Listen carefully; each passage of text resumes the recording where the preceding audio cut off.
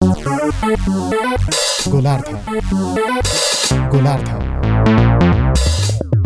मात्र capital FM 92.4 मेगाहर्जमा कार्यक्रम गोलार्ध। नमस्कार, तपाईको परिवेश र बाँकी विश्वका लागि तयार कार्यक्रम गोलार्धमा स्वागत छ। म कृष्ण तिमल सिन्हा। क्यापिटल मिडिया ग्रुपको साप्ताहिक प्रस्तुति कार्यक्रम गोलार्धमा हामी विश्व मानचित्रमा अटाएका सम्पूर्ण विश्वको घटना समेट्छौँ। कार्यक्रम गोलार्धमा मानव सभ्यताका विविध आयाम अटाउनेछन्।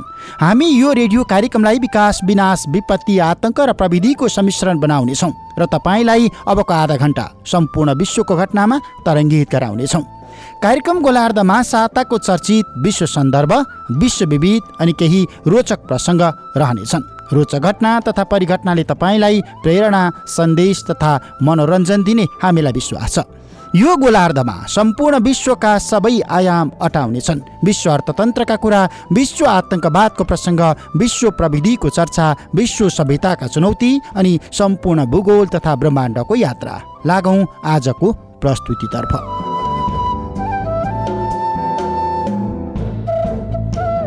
सुरुमा साताको चर्चित विश्व सन्दर्भ। गएको साता हामीले विशेष सामग्रीका रूपमा भेनेजुएलाको राजनीतिक सङ्कट अनि विभाजित विश्वको सन्दर्भ केलाएका थियौँ। जुन समस्या एक साताको बीचमा अहिले पनि उस्तै अनि विभाजित अवस्थामा छ र मुलुकमा वैधानिक सत्ता र पश्चिमा मुलुकले वैधानिकता प्रदान गरेको सत्ताका कारण मुलुक गृहयुद्धको भुङ्ग्रोमा फस्दै गएको टीका टिप्पणी अनि आशंका सुरु भएको छ।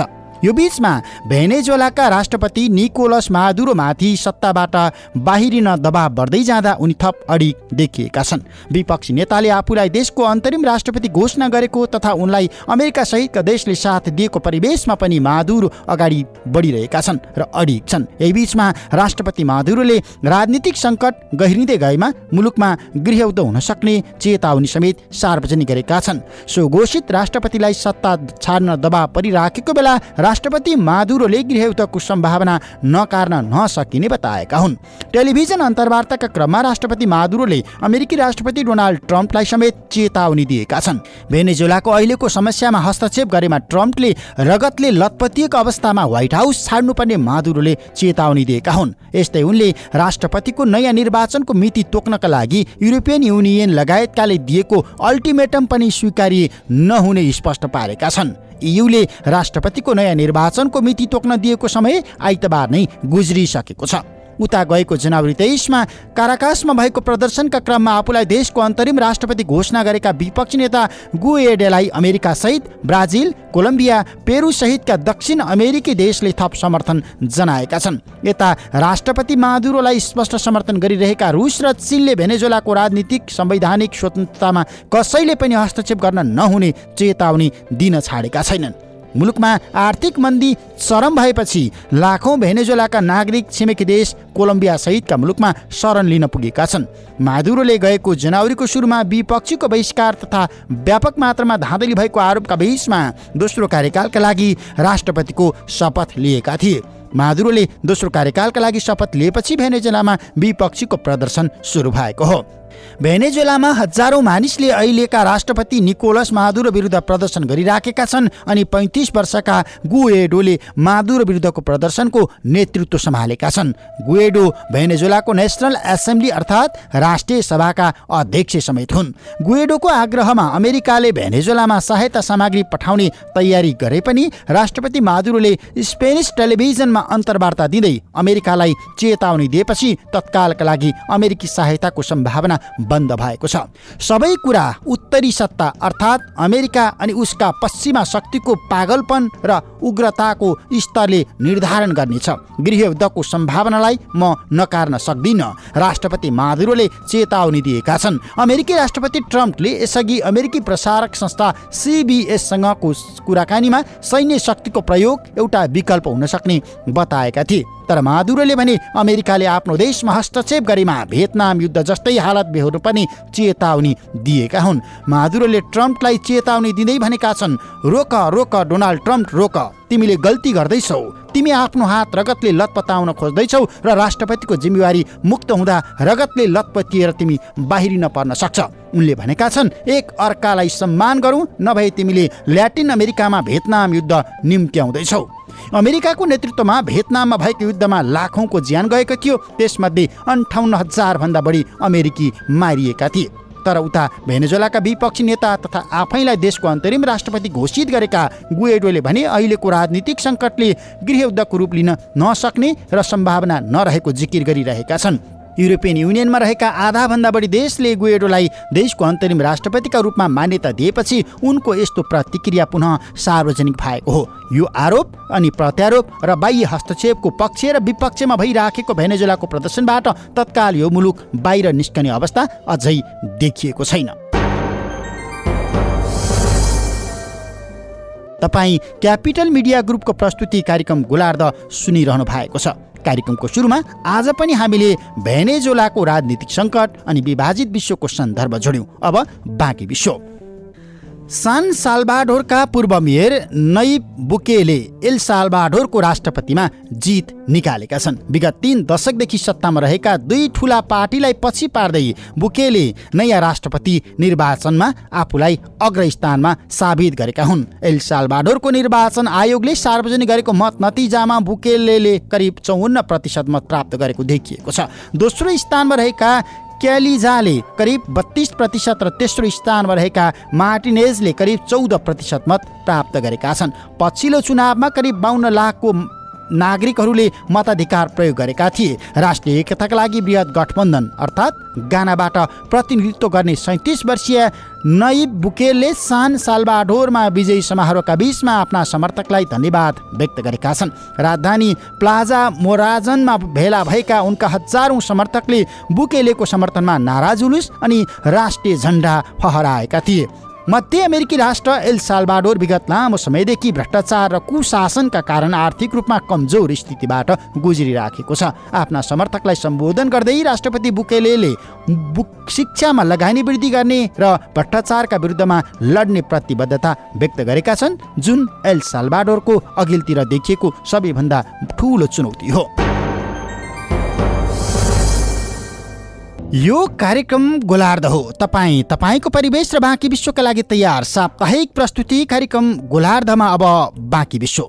अमेरिकाले मेक्सिकोसँगको सीमा क्षेत्रको सुरक्षा व्यवस्था थप कडा बनाउने भएको छ। अमेरिकी रक्षा मन्त्रालय पेन्टागनले मेक्सिकोसँगको सीमा क्षेत्रमा थप 2000 सुरक्षाकर्मी तैनाथ गर्न लागेको हो। सीमा क्षेत्रबाट हुने आप्रवासीको अवैध प्रवेश रोक्न राष्ट्रपति डोनाल्ड ट्रम्प प्रशासनले सुरक्षा व्यवस्था कडा पार्दै आएको छ। थप गरिएका सहित मेक्सिकोसँगको सीमा क्षेत्रमा तैनाथ हुने सुरक्षाकर्मीको संख्या अब 4300 भन्दा बढी पुगेको छ। सुरक्षाकर्मीले सीमा सुरक्षा गार्डलाई काममा सहयोग गर्ने पेन्टागनले जनाएको छ। राष्ट्रपति ट्रम्पले आफ्नो प्रस्तावित सीमा प्रखालका लागि सरकारी कोषबाट रकम लिनका लागि कांग्रेससँग सङ्घर्ष गरिरहेका बेला रक्षा मन्त्रालयले थप सुरक्षाकर्मी सीमामा तैनात गर्ने निर्णय गरेको हो। अमेरिकामा एउटा नक्कली विश्वविद्यालयमा भर्ना हुन पुगेका 129 जना भारतीय विद्यार्थी समातिएपछि भारत र अमेरिकाका बीचमा सम्बन्धमा दरार पैदा भएको छ। अमेरिकाको आन्तरिक सुरक्षा सम्बन्धी होमल्यान्ड सेक्युरिटी मन्त्रालयका गुप्तचरहरूले पे टु स्टे भनिने आप्रवासन सम्बन्धी गलत कार्य पत्ता लगाउन कागजमा सीमित फर्मिटन विश्वविद्यालय मिशिगन राज्यमा रहेको भनी विज्ञापन निकालेका थिए। भर्ना हुन पुगेका विद्यार्थीलाई उक्त विश्वविद्यालय अवैध हो भन्ने थाहा पाउँदा नपाउँदै पहिचानका लागि यो बाटो अपनाउनु परेको सरकारी अधिकारीहरूको दाबी छ। तर भारतले भने ती विद्यार्थीलाई झुक्याइएको जनाएको छ। यसअघि पनि अमेरिकामा नक्कली विश्वविद्यालयको विज्ञापन गरेर सन् 2016मा 21 जना विद्यार्थीलाई यसै गरी नियन्त्रणमा लिएको थियो। तीमध्ये केही चिनिया अनि केही भारतीय विद्यार्थी परेका थिए। सुरुमा विद्यार्थी भिसामा अमेरिका प्रवेश गरेर त्यहीँ बसिरहन चाहने विदेशीलाई समात्ने उद्देश्यले सन् 2015मा यस्तो नक्कली विश्वविद्यालय खडा गर्ने अभियान अमेरिकी प्रशासनले सुरु गरेको अमेरिकी सञ्चार संस्थाहरूले जनाएका छन्। यमन स्थित संयुक्त राष्ट्रसङ्घीय मिसनका प्रमुखले साउदी समर्थित सरकार र हुती विद्रोहीलाई युद्धविराम धरापमा नपार्न चेतावनी दिएको छ। राष्ट्रसङ्घले 7 सातादेखि होडल्यान्डमा जारी युद्धविराम निकै संवेदनशील रहेको भन्दै यसलाई सम्मान गर्न आग्रह गरेको हो। यो बीचमा एक सेवानिवृत्त नेदरल्यान्ड्सका उच्च सैनिक अधिकारी प्याट्रिक कमाएटले युद्धविराम जोगाउने प्रयास स्वरूप सरकारी प्रतिनिधि र विद्रोही समूहसँग छलफल पनि जारी राखेका छन्। संयुक्त राष्ट्रसङ्घले वार्ता मैत्रीपूर्ण अनि रचनात्मक रहेको भन्दै यो प्रक्रिया जारी रहने जनाएको छ। यो बैठक स्विडेनमा दुवै पक्षका बीचमा गएको डिसेम्बरमा भएको थियो। युद्धविराम सम्झौता लागू गर्न भइराखेको समस्या समाधान गर्ने उद्देश्यले गरिएको हो। स्विडेन सम्झौतामा हुथी विद्रोहीको नियन्त्रणमा रहेको होडोइडा बन्दरगाहमा युद्धविराम लागू गर्ने, त्यहाँबाट सैनिकलाई पछि हटाउने र मानवीय सहायताका लागि बाटो खोल्ने विषय समेटिएका छन्। English premier league club Cardiff सिटीका खेलाडी एमिलियानो साला सवार रहेको विमानको भग्नावशेषमा एकजनाको शव देखिएको छ। निजी पहलमा भएको खेलाडीको खोजीका क्रममा गएको जनवरी 21मा बेपत्ता भएको विमानको भग्नावशेष इङ्ग्लिस च्यानलमा यही साता सार्वजनिक भएको हो। त्यसपछि समुद्र मुनि रहेको विमानको भग्नावशेषमा एउटा शव देखिएको खोजकर्ताहरूले पनि पुष्टि गरेका छन्। शवसहितको विमानको भग्नावशेष समुद्र सतहबाट 67 मिटर तल देखिएको छ र थप खोजी कार्य जारी रहेको अधिकारीहरूले जनाएका छन्। अमेरिकी राष्ट्रपति डोनाल्ड ट्रम्पले उत्तर कोरियाली नेता किम जोङ उनसँग यही फेब्रुअरी 27 तारिकमा भियतनाममा भेट्ने घोषणा गरेका छन्। दुवै नेताका बीचमा गएको वर्ष जुनमा सिङ्गापुरमा पहिलो ऐतिहासिक शिखर बैठक भएको थियो। भियतनाम बैठकमा राष्ट्रपति ट्रम्पले उत्तर कोरियाको आणविक कार्यक्रम त्याग्नका लागि उत्तर कोरियाली नेतालाई सहमत गराउन विशेष पहल गर्ने व्हाइट हाउसले जनाएको छ। अमेरिकी संयुक्त सदनलाई सम्बोधन गर्दै राष्ट्रपति ट्रम्पले गएको वर्ष सिङ्गापुरमा भएको पहिलो वार्ताले शान्तिका लागि बाटो खोलेको र अब आणविक निशस्त्रीकरण कसरी सम्पन्न हुन्छ भन्नेमा ठोस कार्यक्रम र रूपरेखा तय हुने दावी गरेका छन्। राष्ट्रपति ट्रम्पले कोरियाली प्रायद्वीपमा दिगो शान्ति स्थापना गर्न संयुक्त राज्य अमेरिकाले ऐतिहासिक अनि साहसिक कदम चाल्नु आवश्यक रहेको पनि दोहोर्याएका छन्। भारतीय सामाजिक कार्यकर्ता अन्ना हजारेले 7 दिनदेखिको अनसन तोडेका छन्। scroll.in का अनुसार महाराष्ट्र सरकारका मुख्यमन्त्री देवेन्द्र फडणवीसले हजारेलाई भेटेर उनको माग पूरा गर्ने प्रतिबद्धता व्यक्त गरेपछि अन्ना हजारेलाई जुस खुवाएर अनसन तोडाइएको हो। लगत्तै संयुक्त पत्रकार सम्मेलन गरेर हजारेले मुख्यमन्त्रीले सबै माग पूरा गर्ने वचन दिएकाले अनसन तोडेको स्पष्ट पारेका छन्। मुख्य रूपमा अन्ना हजारेले भ्रष्टाचार अन्त्यको मुद्दा उठाउँदै आएका छन् र अब महाराष्ट्र सरकारले भ्रष्टाचार विरुद्धको लोकपाल विधेयकका लागि एउटा संयुक्त आलेख समिति गठन गर्ने प्रतिबद्धता जनाएको छ। केन्द्रमा लोकपालको नियुक्तिमा भइराखेको ढिलाइ अनि महाराष्ट्रमा लोकायुक्त कानुन बनाउनु पर्ने माग राख्दै 81 वर्षीय सामाजिक कार्यकर्ता अन्ना हजारे जनवरी 30 तारिकदेखि अनिश्चितकालीन अनसनमा बसेका थिए। आफ्नो माग तत्काल पूरा नभए राज्यले दिएको अति विशिष्ट पद्म पुरस्कार राष्ट्रपतिको कार्यालयमा लगेर फिर्ता गरिदिने चेतावनी यो बीचमा हजारेले दिएका थिए। कार्यक्रममा अब घटना दुर्घटना। अमेरिकाको क्यालिफोर्नियामा एउटा सानो विमान अवतरणका क्रममा धावन मार्गबाट बाहिर एउटा घरमा ठोकिएर भएको दुर्घटनामा विमानका चालक सहित 5 जनाको ज्यान गएको छ। वर्षाका कारण विमानस्थलमा धावन मार्गमा जमेको पानीका कारण विमान बाहिरिएको र विमानस्थलसँगै जोडिएको घरमा ठोकिएको प्रत्यक्षदर्शीले बताएका छन्। दुर्घटनामा विमान र योर्बा लिन्डाको एउटा घरमा आग लागि भएको छ। विमान चालक र सो घरमा रहेका 4 जनाको आगोले झरेर ज्यान गएको हो। मृतक मध्ये विमान चालक 3 जना पुरुष अनि 2 जना महिला रहेका छन्। फ्रान्सको पेरिस स्थित एउटा भवनमा आगलागी हुँदा यही साता 7 जनाको ज्यान गएको छ। 8 तले भवनमा लागेको आगो नियन्त्रणमा खटिएका अग्नि नियन्त्रक सहित अरू 30 जना घाइते भएका छन्। घाइते मध्ये एकको अवस्था गम्भीर छ। आगलागीको कारण अझै खुलाइएको छैन।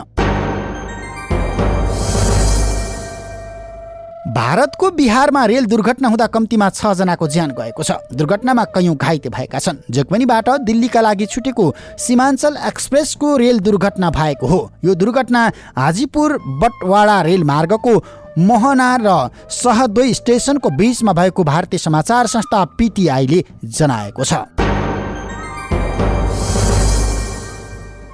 कार्यक्रममा अब विज्ञान र प्रविधिको कुरा।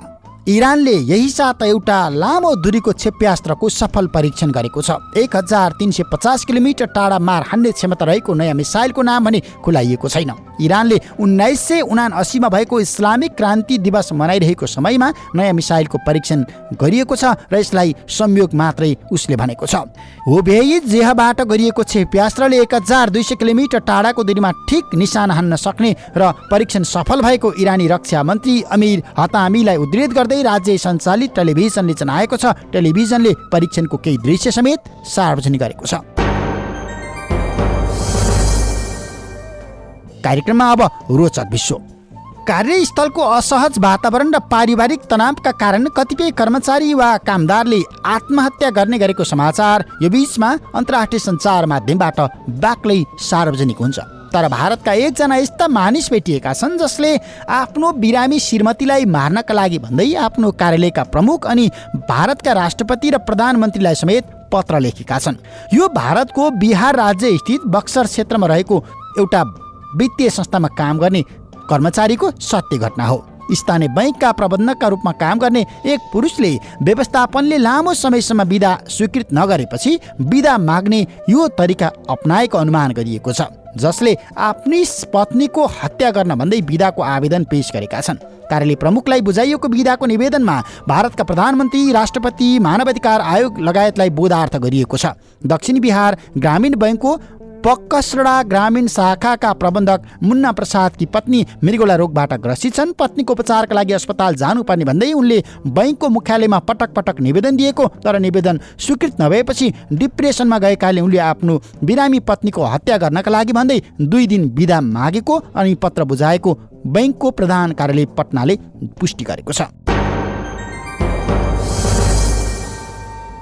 र जाँदा जाँदै उत्तर कोरियाकै प्रसङ्ग। उत्तर कोरियाले नयाँ किसिमका विशेषतायुक्त कपडाको उत्पादन सार्वजनिक गरेको छ, जुन कपडा तपाईँ कठिन यात्रामा गएको बेला भोक लागेको बखत खान सक्नुहुनेछ।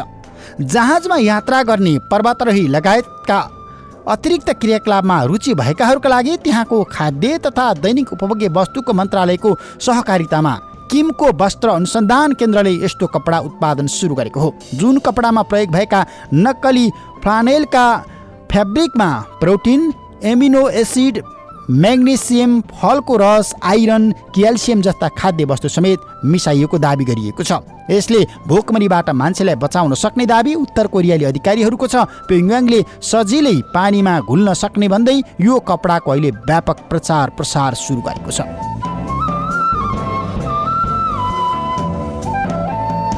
हवस् त, तपाईँको परिवेश र बाँकी विश्वको लागि तयार साप्ताहिक प्रस्तुति कार्यक्रम गोलार्धको आजको समय सकिएको छ। अर्को साता यस्तै विविध सामग्रीका साथ उपस्थित हुने नै छौँ। प्राविधिक मित्र विश्व विष्टलाई धन्यवाद। क्यापिटल एफएम सुन्दै रहनुहोला। नमस्ते।